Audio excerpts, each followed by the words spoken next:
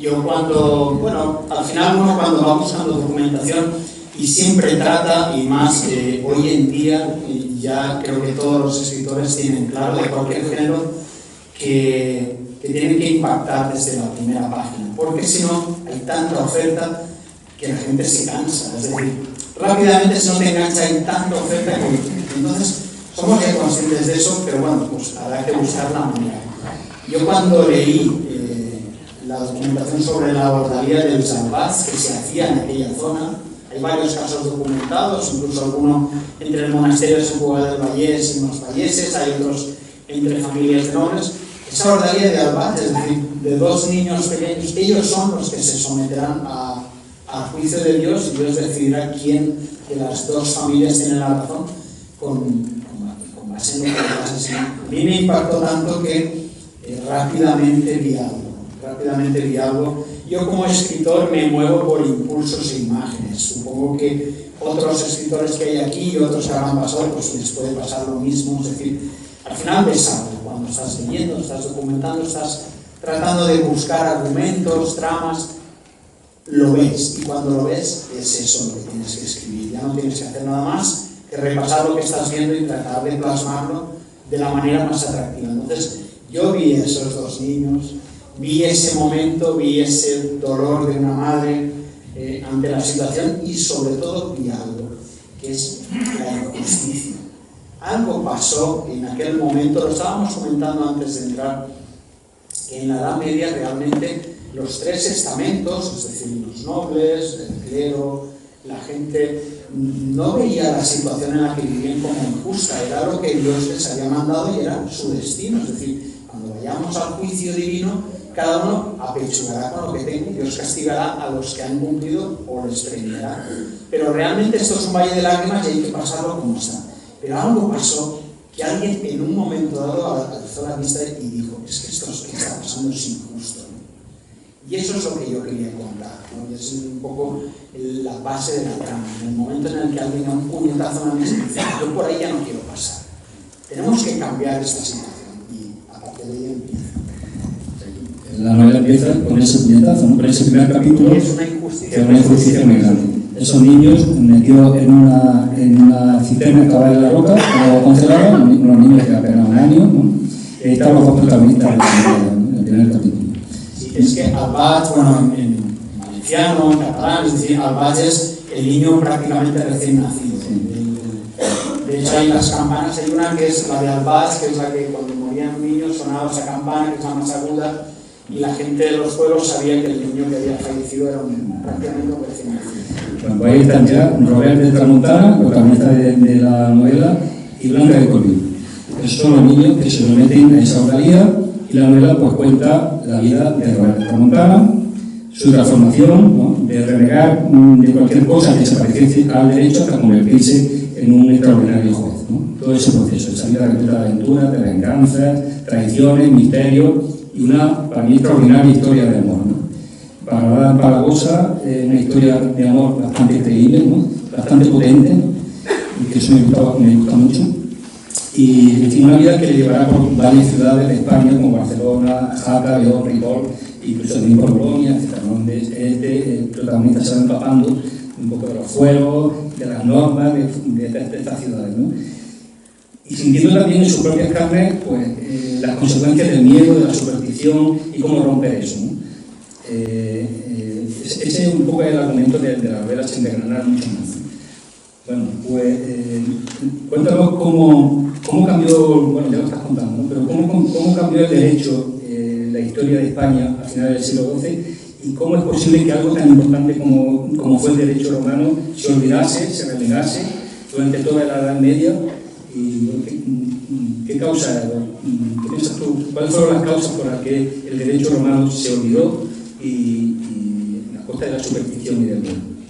A mí, realmente, bueno, las causas creo que podemos entrar en historias, conflictos y tal, pero a mí lo que más me impresionaba no fue el olvido del derecho romano, porque al final el imperio se hunde, llegan otros, sino es la capacidad que tiene el ser humano de olvidar, ¿no? Como hemos tenido cosas como la libertad es cosa inestimable, es decir, la libertad por encima de todo, la ley está por encima de la casa de oro, que es la casa de oro era la casa de los emperadores, es decir, en el derecho romano ya decía, nadie está por encima de la ley, ni siquiera la familia del emperador. Esos son conceptos que podríamos salir en pancartas de la libertad. La libertad está por encima de todo. ¿Cómo eso se olvidó? Y entramos en un mundo en el que el espíritu y la filosofía es la guerra. Es decir, las ordalías realmente son batallas. En un mundo en el que todo se rige por batallas, es decir, tú te vas a una guerra y aunque seas el bando vencedor, tú no sabes si una flecha perdida, ¡pam!, te pega y se acabó. Es decir, en esa filosofía de que todo es efímero, que Dios dispone, pasó a todos los ámbitos y al de la justicia también pasó. Por tanto, una manera de hacer justicia ya no era valorar pruebas o un juez imparcial, sino vamos a hacer una prueba que sea Dios que elija. Si somos nobles y tenemos espadas, pues luchamos. Pero cuando el juicio era con otro que no tenía espada, como un payés, pues había que hacerlo de otras maneras y empezaron a surgir ese tipo de cosas, como la Día del Salvats, o en Barcelona, que en la ley, en los usaches, está la guerra de bastones, es decir, uno que no era noble, su testimonio valía hasta X dinero, ¿no? En sueldos, pero imaginemos hasta 600 euros. A partir de ahí, tu palabra ya la tienes que defender a garrotazos, a bastonazos, una guerra de peones. Es decir, si no eras noble, tu palabra no valía más que eso. Ese tipo de cosas están, ¿no? Y de repente pasa algo, finales del siglo XII, además pasa de manera simultánea prácticamente en lo que son los reinos europeos. Aquí en León se reúnen por fin unas cortes que hay representantes de ciudades. En Jaca hay un fuero en el que todos somos iguales. Allí no pasaba con Barcelona, allí sí que éramos todos iguales. En Bolonia de repente se descubre un viejo legajo que tiene su leyenda, que lo encontraron en un saqueo los pasanos y valía más, estaba dentro de una caja de plata y se llevaron la caja de plata como un botín, la abrieron y resulta que dentro había un libro. Ellos que pensaban que había monedas y joyas, claro, tiraron el libro a un montón y se llevaron la caja. Y Irnerio, un monje, cogió ese legajo tiempo después, le hizo un poco el gordo, empezó a leer y no entendía nada, y poco a poco se dio cuenta que eran las antiguas leyes de los romanos. Y creó un grupo y empezaron a estudiarlas. Y ahí empezaron a salir cosas como eso, de que nadie está por encima de la ley, que la libertad es cosa inestimable, y empezaron a remover y a resucitar ese antiguo derecho romano que se basaba sorprendentemente no en pruebas, no en hacer una prueba o un juicio, sino en sentarse a ver, testigo, explíquenos qué pasó, a ver, documentos, y un juez imparcial. Pues no, usted tiene la razón. Esa cosa tan básica se había perdido y esta gente lo recupera. Entonces, algo pasó en esa época que ha cambiado la historia y valía la pena contar. Hay una cosa que no queremos que pase en esta charla y es que hablamos mucho de derecho y encima de derecho romano, y lo que yo soy empresario de las aventuras que me gustan muy eran las de derecho. Es decir, no busqué aquí artículos, no busqué aquí referentes legales. Estamos en una novela que es muy divertida, que es muy fácil de leer, que te entretiene muchísimo, pero que te lleva a esa reflexión de cómo de importante es saber la diferencia que hay entre lo legal y lo justo, que no siempre lo que sigue la ley vigente es la mejor opción y que hay muchas veces que lo que es más acertado es luchar contra esa ley que te oprime.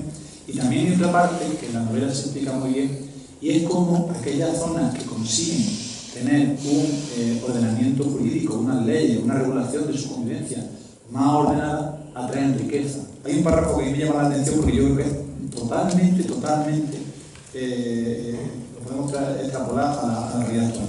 Allí donde las leyes son iguales y se juzgan con cabeza, el comercio prospera. En cambio, donde los jueces se remiten a antiguas costumbres, batallas rituales, sobre el lugar de paso. Los mercaderes somos comercios. En estos tiempos agitados estamos viendo cómo la economía, cómo las empresas, cómo van fluyendo de un lado a otro buscando una estabilidad y buscando una situación adecuada para su desarrollo. Esto ya es una cosa que estaba en la ley, es una cosa que es perfecto muy bien. Como aquellas zonas que son más prósperas y comercialmente más ricas son aquellas que tienen una regulación y una legislación más importante. Sí, es decir, injusticias las había y muchas, y sabéis que todavía las sigue habiendo, y todavía hay muchas situaciones injustas, pero sí que es cierto que lo ves, analizas la historia y analizas, por ejemplo, y empiezas a ver ciudades como Génova, como Pisa, estas ciudades que despuntan las primeras en el mundo comercial y tal, ves un poco cómo se ordenaban y el derecho que iban cogiendo, y te das cuenta que eran sitios donde los mercaderes se sentían un poco más seguros. Es decir, se sentía que siempre he pido mi mercancía, voy a los tribunales de allí y trato de buscar justicia y no tengo que defenderme dando garrotazos o ese tipo de cosas, ¿no? Entonces, efectivamente, es decir, lo vas viendo, es decir, lo vas viendo como en cuanto hay justicia, en cuanto hay seguridad, enseguida aflora la riqueza, ¿no? Y de hecho, yo estoy convencido de que el derecho romano, esa recuperación que se fue extendiendo a todos los sitios, se fue empapando a los tribunales, fue la que nos trajo el Renacimiento, es decir, la prosperidad de los siglos posteriores, y al final el Renacimiento pasó por en medio la peste negra y tal, pero hubo algo que ya empezó a evolucionar. Y antes de que... Sí que quería decir eso, me ha gustado mucho lo que dijo el jurado, porque es verdad, ¿eh?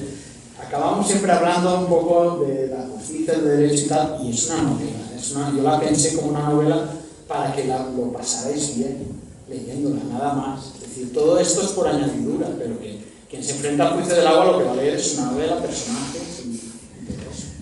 Lo que va a ver también el lector, de lo que se va a dar cuenta de que hay un gran trabajo de documentación, la ambientación que tú haces, cómo recrear las ciudades por las que va pasando el protagonista, por las de la Montana, me parecen excepcionales, ¿no? Esas descripciones.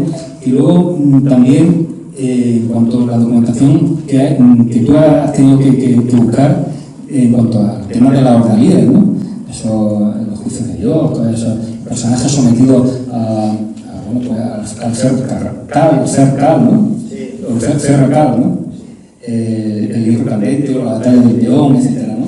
¿Cómo ha sido ese trabajo de documentación?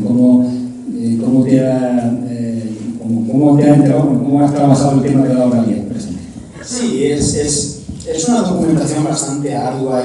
Esa ha sido una parte que a mí, como me gusta mucho, pues yo la disfruto, pero reconozco que es lo más pesado, ¿no? Porque yo he entrado a leyes de la época y a traducciones que hay actuales de fueros y tal, y ya no era la ley en sí, lo que a mí me impresionaba era la manera en la que estaba escrito. O sea, te están diciendo, no, cogerás el hierro, pero lo calentarás con madera de pit, que es más, pero la madera que la aporte la otra parte, o sea, que aporte buena madera para que caliente bien el hierro y te pegues un buen quemazo. Si prende esto, una frialdad, una naturalidad, que es como cuando hoy te lees yo que salgo del código, decir, si haces esto, te pasa lo otro, y dices, no, si están aquí, que a una persona va a perder la mano. Es decir, era lo normal, ese tipo de pruebas que hoy nos resultan pues, aberraciones, ¿no? Con un hierro rojo vivo, caminar unos pasos y soltarlo. Te vendan la mano y si a los 3 días no tienes marca, tienes la razón. Pues que si no te queda ni mano, es que me ha bastado hueso. Lo que no sé es cómo nadie decía, oye, pero ¿qué estamos haciendo? Están las leyes y esas leyes se mantuvieron en vigor generaciones y generaciones de personas. Es decir, hasta que alguien dijo, ¿qué pasa aquí? O sea, vamos a sentarnos y hacer un juicio normal. Bueno, pues era lo sorprendente, ya te digo, es decir, y las encuentras, buscas documentación y te encuentras, y es sorprendente la manera en la que concebían todo esto.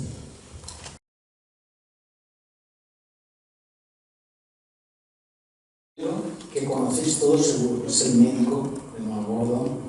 Sabéis que el médico, él viaja en busca de una ciencia médica mejor, va conociendo maneras de curar, pero él sabe, intuye que hay y va evolucionando, descubriendo. Y a mí me gustaba esa idea porque de alguna manera yo quería hacer ese recorrido, que mi personaje creciera. Y en Barcelona, vale, hay una manera de juzgar, pero ¿puede haber un sitio mejor? Pues sí, vamos a viajar. ¿Puede haber un sitio mejor? Y ves cómo va creciendo él, pero también vemos esa evolución de la humanidad de aquella época, ¿no? Cómo ya se estaba empezando a ver el mundo de otra manera, ¿no? Y por eso lo hice. Y es la manera un poco de hacer ese cambio iniciático, yo lo veía en primera persona, es lo que dice. Yo lo veía así, me veía Robert de Tramuntana y decidí hacerlo. Pero claro, después yo no quería dejar de contar un poquito la historia de Blanca, que es la otra Albaz, es decir, yo quería contar un poquito la de los dos niños que sufrieron una sordalía, pero bueno, poniendo el foco en uno, porque al final, si la novela ya tiene 600 páginas, como para empezar a... Es decir, pero lo quería contar y entonces dije, bueno, sería que sea tercera persona y que sigamos a Robert, pero bueno, de repente también conozcamos qué le está pasando a ella, ¿no? Que también es parte de la Edad Media, ¿sabes? Es parte, realmente si os fijáis, que no haya leído y que no, Robert no deja de ser un poco ingenuo, es decir, él, todo lo que le ha pasado va descubriendo cosas y va un poco, y ella es la que realmente es una mujer medieval y sabe de qué va el tema, y ella lo mira y bueno, pues, pero ella sí que sabe, y además, cuando digo medievales, esa manera de ser de esas mujeres que era su trabajo casarse y tal, pero después ellas tenían sus amores, sus sentimientos y lo reflejaban incluso hasta en poesías. Y su trabajo era casarse y oye, pues eran profesionales, pero a veces pensamos que estaban sufriendo y no te creas. No, eso te iba a comentar, llama la atención que también está en una novela de mujeres, ¿no? Además de mujeres muy valientes, muy decididas, no solo blancas, sino que está Salomé, Aguera, Isla, ¿no? O sea, son mujeres con mucho coraje, ¿no? Y eso llama la atención en la Edad Media, ¿no? Incluso, como tú dices, Blanca de Corvino deja de ser también bastante protagonista, ¿no? Y nos daremos cuenta de ello, de que otra gran protagonista de verdad de la novela es Blanca al final de la novela, en los últimos capítulos, ¿no? O sea, que tenía muy claro que el papel de la mujer tenía que estar bien reflejado en la novela. Sí, es decir, no solo en esta, en todas mis novelas aparece, porque es que realmente apenas rascas en la historia saben, ¿no? Y saben esos papeles protagonistas que tuvieron, que no fueron protagonistas oficiales, pero que lo hicieron, ¿no? Y, por ejemplo, el personaje de Salomé está inspirado en esas juglaresas que iban sobre todo por el camino de Santiago y han quedado muchas veces reflejadas en los capiteles de ciertas iglesias, ¿no? Esas mujeres dando la revoltereta con la melena rozando el suelo, con sus castañuelas, con los brazos en jarra, las llaman Salomés, pero los estudiosos mismos lo dicen, no emula realmente a la Salomé, o puede que sí a nivel de capitero, pero lo que el picapedrero estaba haciendo era contándonos o impactado con la imagen de esas juglaresas que pasaban por allí, ¿no? y reflejando a esas mujeres y estaban, ¿no? Y yo creo que cuando hablamos de la Edad Media es bonito también no solo pues, ver el conflicto de los nobles, sino también ver un poquito el salseo que había, ¿no? Y todo tipo de personajes y cómo vivían, cómo se rebelaban ante ciertas situaciones. La que entraba en el carril y se convertía en una mujer medieval como Blanca, por la que se salía del sistema y vivía aparte y era juglaresa, iba por los caminos que la sabían y la documentación la refleja. Entonces es cuando lees y te da la sensación de que estás metido, ¿no? A mí me pasa como lector cuando hay personajes de todo tipo, variados y cambiantes, estás metido ahí en el ambiente, ¿no? Y haces el recorrido más ambientado, ¿no? Y yo es lo que trataba de reflejar, que hubiera muchas cosas.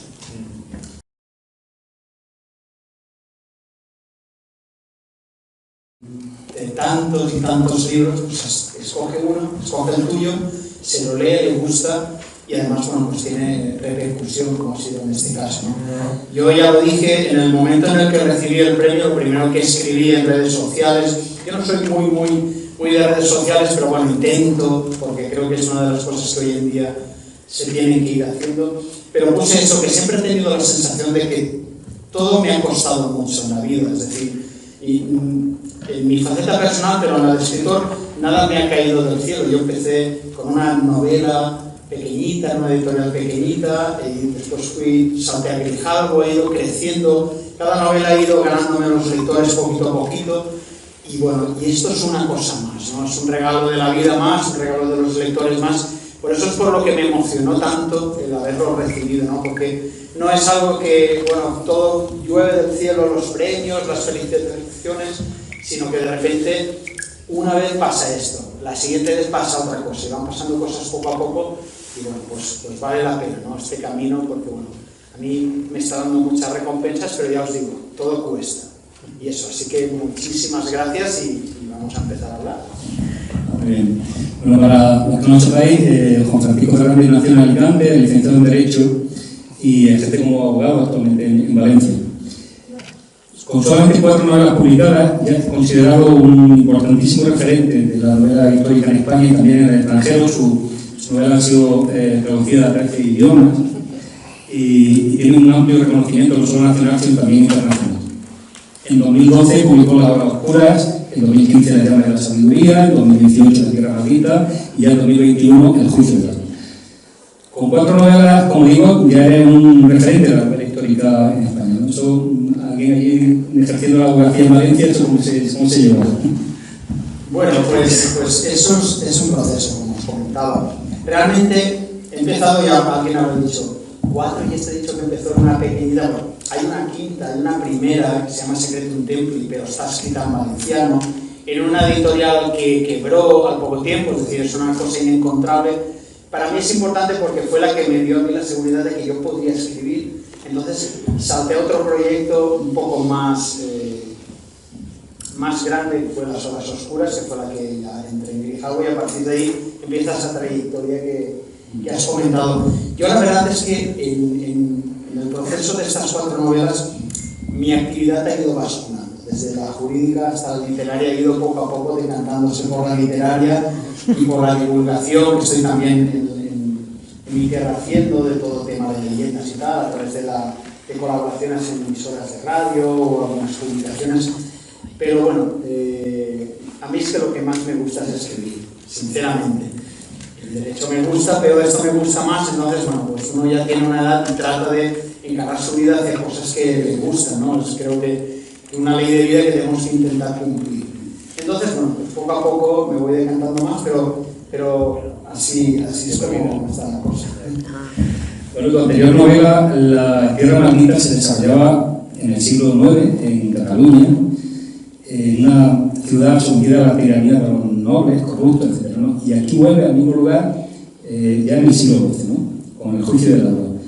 ¿Había algo de aquella novela anterior que te dejaste sin contar o algo? ¿Y lo has traído a esta? Porque bueno, es curioso, ¿no? Que dedica esta novela también al mismo lugar y bueno, casi siglo XII. Pues efectivamente, aquella novela, o sea, El Juicio del Agua nace de aquella novela. Ojo, no tiene nada que ver ninguna de las dos. Pero sí que es cierto que yo, en la documentación de La Tierra Maldita, en aquella novela, muchos de los héroes son hombres, caballeros, que están defendiendo la marca hispánica pues, de las zonas de los sarracenos, que hace muy poquito tiempo que han perdido esas tierras y no renuncian a ellas. Ellos quieren volver a subir y llegar otra vez a los Pirineos. Y están ahí, en la frontera del reino francés, que es la marca hispánica. Entonces hay una serie de milites hispanos, una serie de caballeros de fortuna que están defendiendo a los 4 países que se atreven allí a trabajar la tierra. Claro, en la documentación lees, a través de los siglos, eso evoluciona, y esos héroes del siglo IX, esos que defendían a los países, son los que en el siglo XII se han convertido en señores feudales y están explotando y machacando a los descendientes de esos mismos países. Ahí empecé yo a pensar, ¿qué ha pasado? Es decir, ¿cómo ha degenerado ese héroe mítico que defendía al hombre de la tierra a extorsionarlo? A partir de ahí uno empieza pues, ese camino de investigar y es cuando empieza a ver la situación que se vivía y de cómo realmente después cambia, ¿no? Que es un poco lo que iremos hablando, ¿no? Es decir, lo que pasa en el siglo XII fue un hito histórico de primera magnitud que casi pasa desapercibido a nivel histórico, pero que es lo que nos ha dado hoy en día la democracia, los derechos humanos, las libertades. Alguien hizo algo en el siglo XII para que siglos más tarde nosotros podamos estar aquí reunidos, opinando, cada uno pensando de una manera, votando a quien nos dé la gana. Y todo eso lo hicieron una serie de personajes y de personas que están metidos ahí en el juicio de la